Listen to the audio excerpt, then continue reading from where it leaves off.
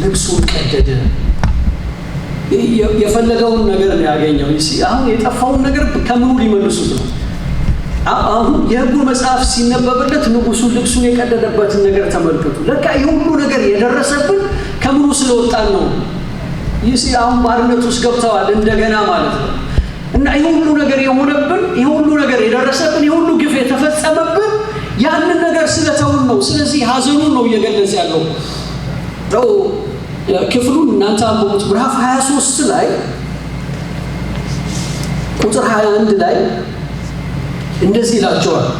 ንጉሡም ሕዝቡን ሁሉ ሰበሰበ። አሁን መጽሐፉ ተገኝቷል። ሥርዓቱ እንደገና ሊቆም ነው። እስራኤል ከእግዚአብሔር ጋር የነበራትን ግንኙነት ልታድስ ነው። ወደ ቀደመው ነገራቸው ሊመለሱ ነው። ምን ማለት ነው? በሌላ ቃል ፋሲካን ማክበር ትተው ነበረ። ምክንያቱም የሕጉ መጽሐፍ ከነሱ ጋር አልነበረም። ሥርዓቱ ሁሉ ጠፍቶ ነበረ። አሁን ምን አላቸው? ቁጥር 21 ላይ ምዕራፍ 23 ቁጥር 21 ላይ እዛው ነገሥት ካልዕ ላይ ንጉሡ ሕዝቡን ሁሉ በዚህ በቃል ኪዳን መጽሐፍ እንደተጻፈው ለአምላካችሁ ለእግዚአብሔር ፋሲካ አድርጉ ብሎ አዘዛቸው። ምን አድርጉ ብሎ? ፋሲካ አድርጉ ብሎ አዘዛቸው። እንደዚህም ያለ ፋሲካ በእስራኤል ላይ ይፈርዱ ከነበሩ ከመሳፍንት ዘመን ጀምሮ በእስራኤልና በይሁዳ ነገሥታት ዘመን ሁሉ አልተፈሰከም። ነገር ግን በይሁዳ ንጉሥ በኢዮስያስ በ18ኛው ዓመት ይህ ፋሲካ በኢየሩሳሌም ለእግዚአብሔር ተፈሰከ። አሁን እንደገና ምንን ማክበር ጀመሩ?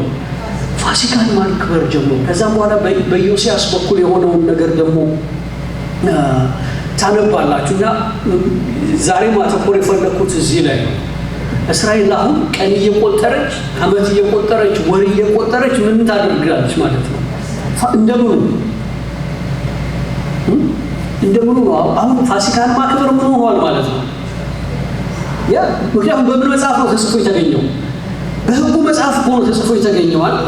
በዚህ ያነበብኩት ክፍል ላይ በዚህ በቃል ኪዳን መጽሐፍ እንደተጻፈው ለአምላካችሁ ለእግዚአብሔር ፋሲካ አድርጉ ብሎ አዘዛቸው። አሁን የሚያደርጉት እንዴት እንደተባለው በመጽሐፍ ምን እንደተባለው እንደተጻፈው እና እንዴት ነበር የተጻፈው? ፋሲካ እንዴት እንዲያደርጉ ነው የታዘዙት? ፋሲካን ከማድረጋቸው በፊት የማዘጋጀት በዓል አለ። ራሳቸውን ለምን ያዘጋጃሉ? ለፋሲካ ያዘጋጃሉ። 7 ቀን ምንድነው የሚበሉት? ቂጣ ትበላላችሁ ያላቸው።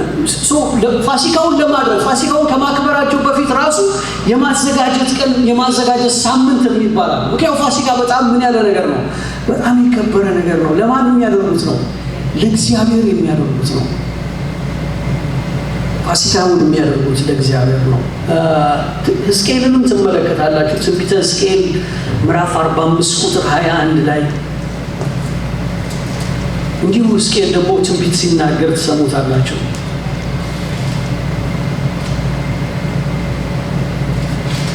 ትንቢተ ሕዝቅኤል ምዕራፍ 45 ቁጥር 21 ላይ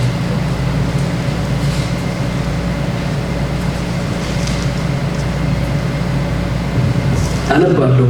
በመጀመሪያው ወር ከወሩ በ14ኛው ቀን የፋሲካን በዓል ታደርጋላችሁ። በወሩ እንግዲህ ከዘጸአት ምዕራፍ 12 ጀምሮ ማለት ነው ፋሲካን ሲያደርጉ የሚያደርጉት በስንተኛው ቀን ነው? ከወሩ በ14ኛው ቀን ነው። የፋሲካን በዓል ታደርጋላችሁ። እስከ 7 ቀን ድረስ ቂጣ እንጀራ ትበላላችሁ። እስከ 7 ቀን ቂጣ እንጀራ ትበላላችሁ።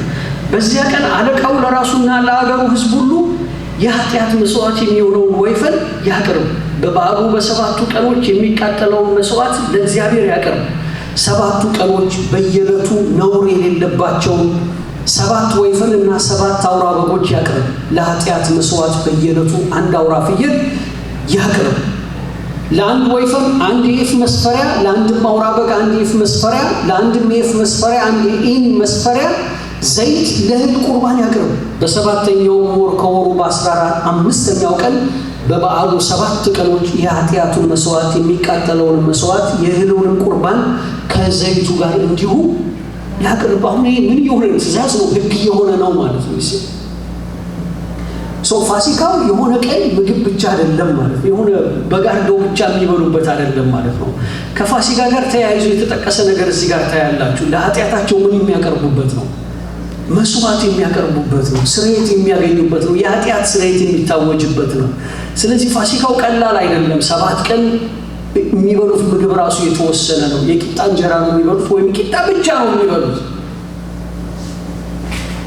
ፋሲካ ነው እንትን ለማድረግ ማለት ነው፣ ለማክበር በሕግ መጽሐፍ ነው የተጻፈው ፋሲካን ማክበር።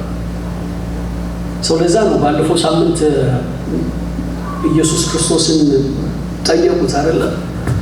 ምክንያቱም ፋሲካን በየዓመቱ ስለሚያደርጉ ጠየቁት ኢየሱስን፣ ፋሲካን የት እንድናደርግልህ ትወዳለህ?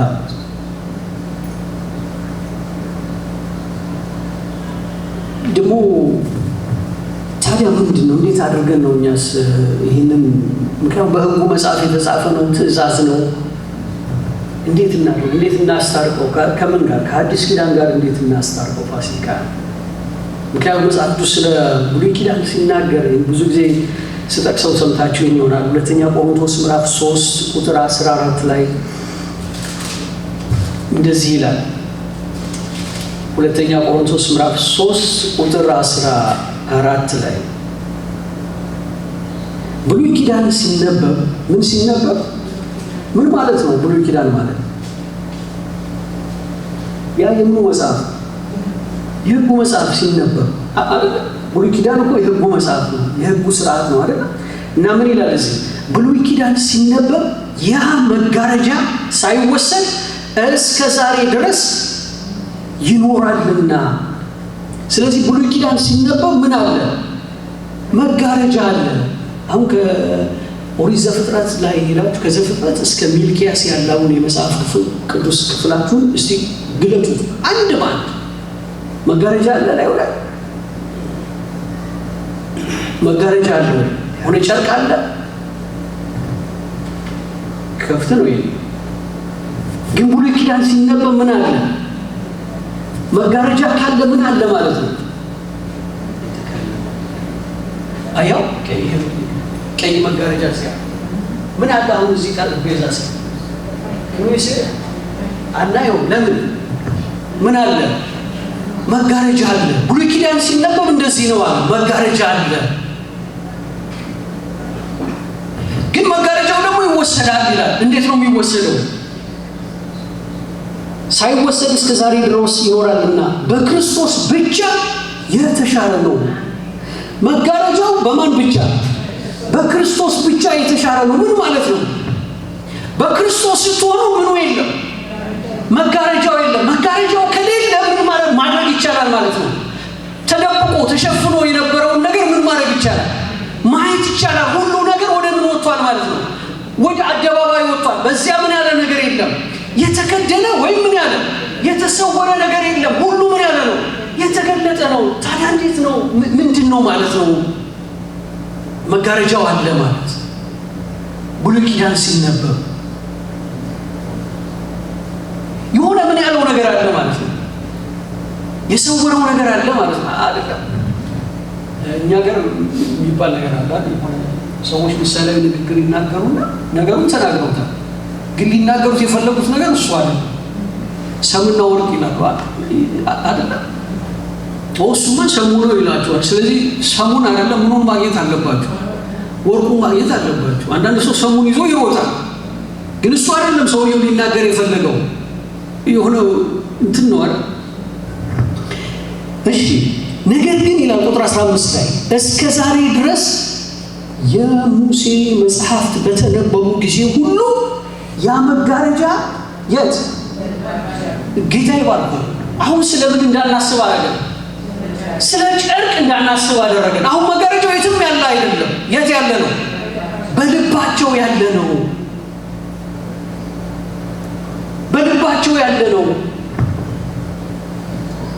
ስለዚህ በልባቸው ያለ ነው። ምኑ ሲነበብ?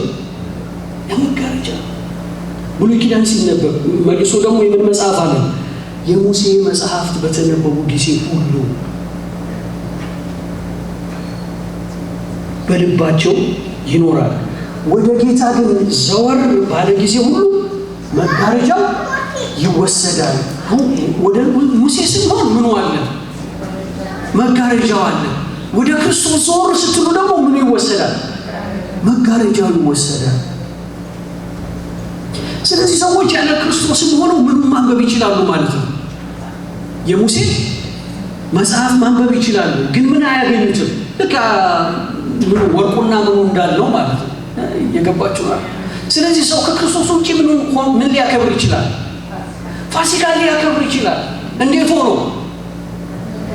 በመጋረጃው ውስጥ ያለውን ምን ፋሲካ። ስለዚህ ያ ሰውዬ ለመጋረጃው ውስጥ ያለው ፋሲካ በግ ሊገዛ ይችላል፣ በግ ሊያርድ ይችላል፣ ነጭ በነጭ ሊለብስ ይችላል። ምን ብሎ? ፋሲካ ብሎ ዓመት ሊቆጥር ይችላል፣ ቀን ሊቆጥር ይችላል። ግን ማን ጋር? ወደ ክርስቶስ ግን ዘወር ባለ ጊዜ ምን ይወሰዳል? ምን ማለት ነው? በሌላ ቃል እውነተኛው ፋሲካ ምን እንደሆነ የምንረዳው ወደ ማን ዞር ስንል ነው? ወደ ክርስቶስ ዞር ስንል ነው። አለበለዚያማ ምን ይሆናል አለ? ቀንን ማክበር፣ ወርን ማክበር፣ ዓመትን መጠበቅ፣ ስርዓትን ማክበር፣ የሰውን ወግ መከተል ይሆናል ማለት ነው። ለዚህ ነው ቆላስይስ ላይ ይሄው ጳውሎስ የምናነሳው ወንድማችን ማለት ነው። ቆላስይስ ላይ እንደዚህ ይላል ምዕራፍ 2 ቁጥር 16 ላይ እንግዲህ በመብል ወይም በመጠጥ ወይም ስለ በዓል ወይም ስለ ወር መባቻ ወይም ስለ ሰንበት ማንም አይፍረድባችሁ። ስለምን? ስለ መብል አይደል? ስለ መብል ምን አይገሉባችኋል? ማንም ስለምን? ስለ መጠጥ፣ ስለ በዓል፣ ስለ ወር መባቻ ወይም ስለ ሰንበት ማንም። አሁን በዓል ቁጥሩ ብትሏቸው በዛ ብሉይ ኪዳን ውስጥ ያሉ ሰዎች መጀመሪያ የሚቆጡት በዓል የትኛው ነው? ፋሲካ። ፋሲካን ለማክበር ምን አስደርጓል? ንጉሱ እንኳን ልብሱን ምን አደረገ? ቀደደው እኮ። እንደዚህ ሆኖ ለካ ያንን ነገር ስለተውን ነው አለ። ስለዚህ ወደ እግዚአብሔር እንመለሳለን። አሁን ደግሞ ይሄ ሰውዬ መጣና ጳውሎስ ምን አለ? ስለ ወር መባቻ፣ ስለ ሰንበት፣ ስለ በዓል ማንም ምን አይበልባችሁ። ለምን? እነዚህ እኮ ነገሮች ያሉ ናቸው። ሰንበት መከበር አለበት፣ አክብሩ ብሏቸዋል በሕጉ መጽሐፍ አይደለም? በዓሉንም የፋሲካ እንድታደርግ ተጠንቀቅ ተብለዋል። በሕጉ የታዘዙት ነው፣ በእግዚአብሔር የታዘዙት ነው። ግን ይህ ሰውዬ ድንገት መጣና ይሄ ስርዓት ላላቸው ሰዎች፣ ይህ እንደሚያደርጉ ሰዎች ስለ ወር መባቻ፣ ስለ ሰንበት፣ ስለ በዓል ማንም አይፍረድባቸው አላቸው። ለምን? ቁጥር 17 ላይ እነዚህ ሊመጡ ያሉት ነገሮች ጥላ ናቸውና አካሉ ግን ማን ነው? እስኪ አሁን ይሄ ሰውዬ ስለ መብል ማንም አይፍረድባችሁ የሚለው እውነተኛውን መብል ምን ብየዋለሁ እያለ ነው። አግኝቼዋለሁ። እውነተኛው መብል ማን ስለሆነ? ክርስቶስ ስለሆነ። አሁን የሚያስፈርደው ያኛው አይደለም ማለት የትኛው ነው? ስለ በዓልም ማንም ምን አይበልባችሁ፣ አይፍረድባችሁ። ለምን? ሊመጣ ላይ ያለው ነገር ምንድን ነው? ጥላ ነው። ጥላ ምንድን ነው? ጃንጥላ ነው አትሉኝ ማለት ምንድን ነው? ጥላ የሆነ ሻለው አይደል? የሆነ ነገር የሆነ አካል አይደል? ወይም ደግሞ በዛ በምናየው ጥላ ነገር ተመርተን ምን እንፈልጋለን? አካል እንፈልጋለን አይደል? ሕፃናት ልጆች አይታችሁ አታውቁም? የራሳቸውን ጥላ አይተው የሚያለቅሱ ነው፣ ፈርተው የሚሸሹ ልጆች። ጥላው ምን እንደሚያሳይ ስላላወቁ ንገሩኛ። ራሳቸውን እንደሚያሳይ ሰው ጥላው ምን የሚያሳይ ነው ማለት ነው? አካል የሚያሳይ ነው ማለት ነው። ስለዚህ ያ ወር መባቻው፣ በዓሉ፣ መብሉ፣ መጠጡ ምንን የሚያሳይ ነው ማለት ነው? ጥላ ናቸውና አካሉ ግን የማን ነው አለ? የክርስቶስ ነው። ግን ተመልከቱ፣ የፋሲካን በዓል ማክበር እኮ እንዴት ደስ ይላል! ደስ አይልም? ምክንያቱም የሆነ ምን የሚል ነገር አለ፣ የሚስብ ነገር አለ። ታቦት ተሸክሞ ሲወጡ አንዳንድ ቤቴ ያዝናል። እኛ ለምን አይኖረንም ምናምን። እነሱ ጾም ስላወጁ እኛ ስለምን አንጾምም ይላል። እነሱ ነጭ ስለለበሱ እኛ ስለምን ነጭ አንለብስ? ምክንያቱም ምን ይላል? እንጂ የሚታይ ነገር አለ፣ ደስ የሚል ነገር አለ። የእኛ ግን ምንም የሚታይ ነገር የለውም፣ የሚስብም ነገር የለውም። ባየነውም ጊዜ ምን የለውም ተብሎ ደምግባት የለውም። ግን ያ የሰው ስርዓት ግን ደምግባት አለ፣ ደስ የሚል ነገር ሆይታ ማርያም ወረደቻት የሆነ ነገር አለ፣ የሆነ እንትን ሞክ የሚል ነገር አለ፣ ደስ የሚል ነገር አለ አይደለም። እና ምን አለ እና እንደዚህ ነው ራሱን ይነግረናል እንዴት ደስ እንደሚል ያኛው ነገር ቁጥር 18 ላይ ትህትናንና የመላእክትን አምልኮ እየወደደ ባላየውም ያለ ፈቃድ እየገባ በስጋዊም አእምሮ በከንቱ እየታበየ ማንም አይፍረድባችሁ። ምን እየወደደ? ትህትናን እየወደደ የመላእክትን አምልኮ እየወደደ ባላየውም ያለ ፈቃድ እየገባ በስጋዊ አእምሮ በከንቱ እየታበየ ማንም አይፍረድባችሁ። እንደዚህ ያለው ሰው ራስ ወደሚሆነው ምን አይልም አይጠጋም። የት ያለው ሰውዬ ነው ራስ ወደሚሆነው የማይጠጋው? በምኑ ያለው? በጥላው አይደል? በጥላው ያለው ሰውዬ ወዴት አይጠጋም? ምክንያቱም በጥላው ያለው ሰውዬ እናንተ እንዴት ሰንበትን አታከብሩም ብሎ ሌላውን ምን ያደርጋል? ይኮንናል። ያ ሰውዬ ለሱ ሰንበት ቅዳሜ ነው ወይም እሁድ ነው እንጂ ማን አይደለም ማለት ነው። አካሉ ማን ነው የተባለ? ክርስቶስ። ለካ ቅዳሜ አይደለም የኛ ሰንበት፣ ለካ እሁድ አይደለም የኛ ሰንበት። ግን ያ ሰንበትና ያ ቅዳሜ ስለየትኛው የሚናገር ነበር ማለት ነው? ስለ አካሉ። ልክ እንደ ሕፃኑ ልጅ ሆኗል ብዙ ሰው ጥላውን እያየ ግን ወዴት መምጣት አለ ወይም ጥላው ምን እንደሚያሳይ ገና ምን አላደረገም። አቤት ለዛ ነው መጨረሻ አንድ ክፍል አሳያችሁ። እዚህ አይቲ ባለፈው ሳምንት ጠቅሻለሁ። አንደኛ ቆሮንቶስ ምዕራፍ 5 ቁጥር 6 ላይ ጳውሎስ እንደዚህ ይላል ስለ ፋሲካ ሲያወራ። አንደኛ ቆሮንቶስ ምዕራፍ 5 ቁጥር 6 መመካታችሁ መልካም አይደለም፣ ጥቂት እርሾ ሊጡን ሁሉ እንዲያቦካ አታውቁም? እንግዲህ ያለ እርሾ እንዳላችሁ አዲሱን ሊጥ ትሆኑ ዘንድ አሮጌውን እርሾ አስወግዱ፣ ፋሲካችን ክርስቶስ ታርዷልና። ስለዚህ በቅንነትና በእውነት ቂጣ በዓልን እናድርግ እንጂ በአሮጌ እርሾ በክፋትና በግፍ እርሾ አይደለም። አሁንም ፋሲካ ከምን ጋር ተያይዟል? ከቂጣ ጋር አይደል? አሁንም እኮ ምን እያለን ነው? የቂጣን በዓል ምን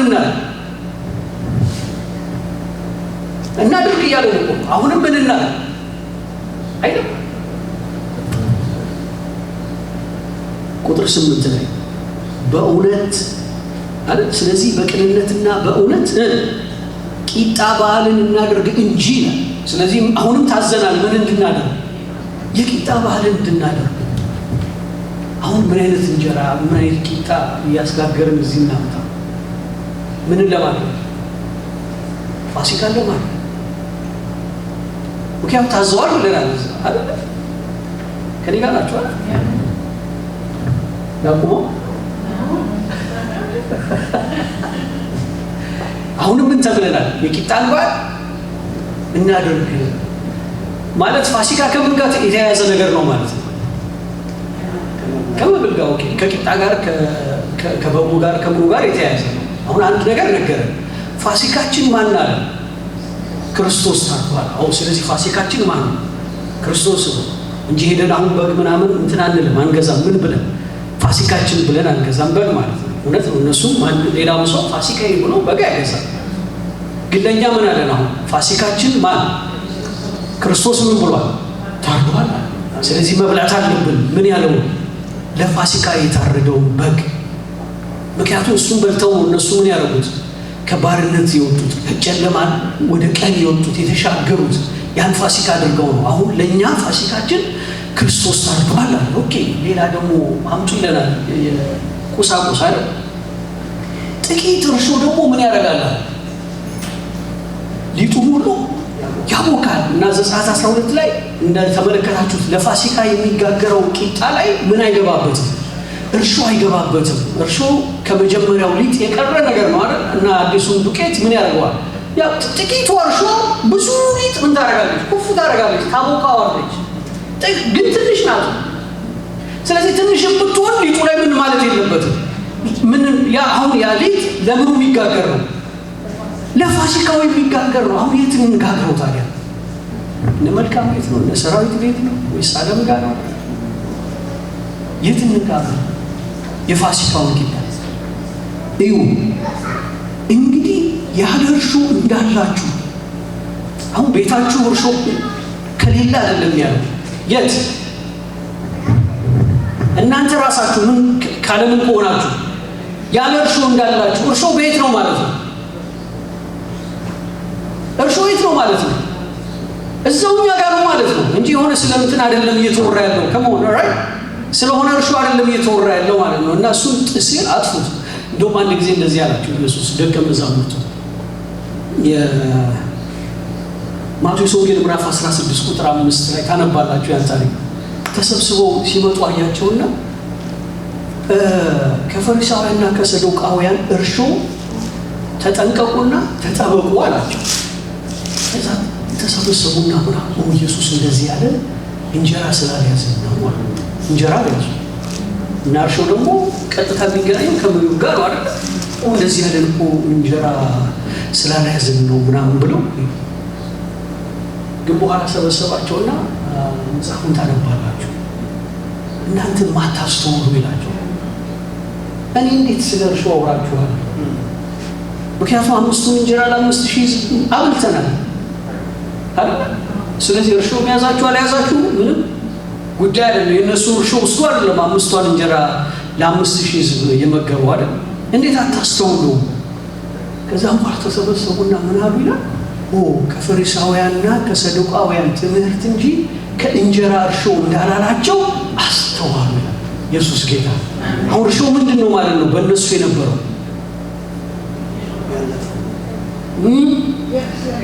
ወጭ ነው ነገር ስትሰሙ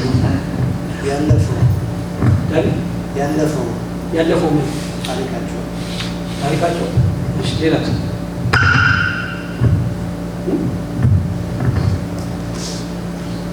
ሌላስ ዳንኤል ምንጭም ዳንኤል ከሰዱቃውያንና ከፈሪሳውያን ምን ትምህርት እንጂ ትምህርቱ ነው ምን እርሾ ከመጀመሪያው ሊጥ የቀረ ስለዚህ ምን ይሆነ አሮጌ ነው ማለት ነው። ሰው ሌላ ምን አለ? አዲስ ሊጥ አለ። አሁን ኢየሱስ አዲሱ ሊጥ ላይ ምን እንዲገባበት አልፈለገም ማለት ነው። ያለ እርሾ እንዲቦካ ነው የፈለገው። ለምን? ምክንያቱም የፋሲካ ቂጣ ያለ ምንድን ነው የሚዘጋጀው? ያለ እርሾ ነው የሚዘጋጀው። ታዲያ ይህንን ወደኛ እናምጣው እስቲ። ከእንጀራና ከቂጣ ውጪ አድርገን እንውሰደው። እንዴት አድርገን እንትን እንለዋል?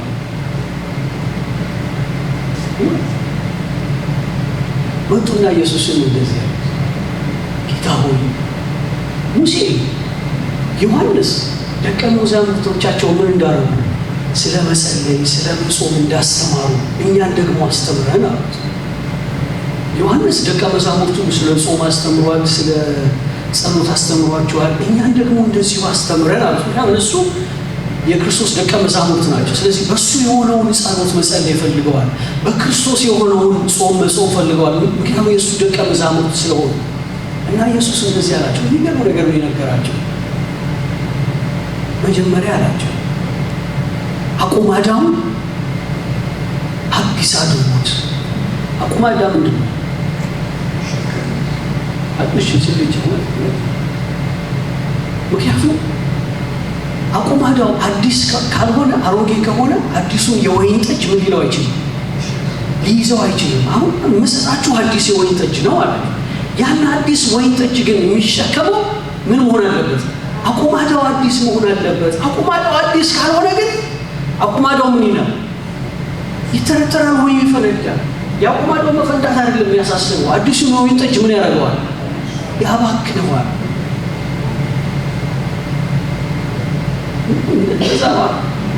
ደግሞ የሰርግ ቤቱ ታሪክ ትዝ ይላችኋል። ምዕራፍ 2 ላይ ወደ ሰው ቤት ያለ ድግስ ተደገሰ። ሰርግ ነው ግን ምን አለቀባቸው? የወይን ጠጅ አለቀባቸው።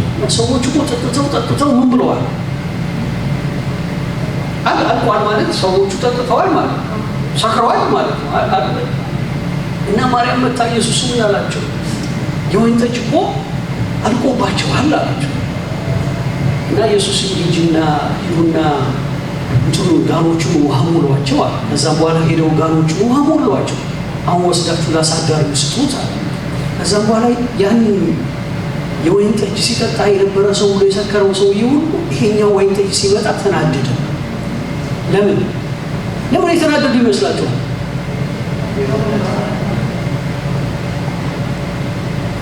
እንዲህ አሉ ሰውዬውን፣ ይህን የመሰለ ወይን ጠጅ ከጠገብን ከሰከርን ከጨረስን በኋላ እንዴት ታመጣለህ? የት ደብቀኸው ነው አሉት። ያ ግን የለመዱት ወይን ጠጅ እያለ ቢሆን ኖሮ ኢየሱስ አዲሱን ወይን ጠጅ ያመጣው ማንም አይነካውም ነበር። ምክንያቱም የለመዱት አላ ነው አይደል? ስለዚህ እስኪያልቅ ጠበቃቸው። የገባችሁ ይሆን? ስለ ጠላ አይደለም ማለት ነው አይደል? ነው። እሺ እንግዲህ ያለ እርሱ እንዳላችሁ ምን ትሆኑ ዘንድ አዲሱን ሊጥ ትሆኑ ዘንድ። አሁን ሊጡ የሚሆነው ማለት ነው አይደል? ምን አይነት ምጣድ ለውስጥ ይሆናል? ስለዚህ ለዳቦ ስለ ቂጣ አይደለም ማለት ነው ያው አዲሱን ሊጥ ትሆኑ ዘንድ ያለ ምን ካላችሁ አሁን የሚጋገረው አይደል? የሚቆረሰው የሚበላው በየት ነው ማለት ነው? በእኛው ህይወት ነው ማለት ነው። ፋሲካ የሚደረገው በማን ህይወት ነው ማለት ነው? በእኛ ህይወት ነው ማለት ነው። ፋሲካ ከሆነ ማለፉ ነፃ መውጣቱ የሚሆነው በማን ነው ማለት ነው? በእኛ ህይወት ነው ማለት ነው እንጂ ስለ ቂጣ ስለ እንጀራ አይደለም መጽሐፉ እየተናገረ ያለው። ኢየሱስ ጌታ። እንጸልይ።